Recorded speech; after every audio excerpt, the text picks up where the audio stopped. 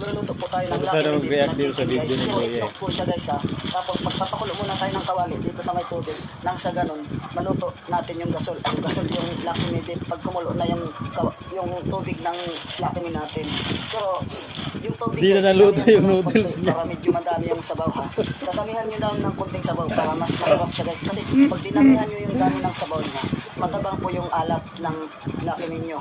Kaya mas maganda po yung sabaw, medyo madami Kuya, lang gutom na. para Gutom na malasa yung po yung asawa Lucky natin, mo. para hindi na natin siya lagyan ng asin. Para yung lasa ng Lucky Me Beef na chicken yung malalasahan natin siya. Kaya pag ako naluto yung Lucky Me Beef, dinadamihan ko lang konti. Kinuntihan ko lang yung madaming sabaw niya dito. Pagkatapos guys, dapat medyo hilaw yung pag Di ko talaga maintindihan. Ibig sabihin half cook siya, pero hindi siya half cook ha. Half cook na luto. Sobrang luto na half cook dapat. Tanghalian na kuya, di pa naluluto yung noodles mo.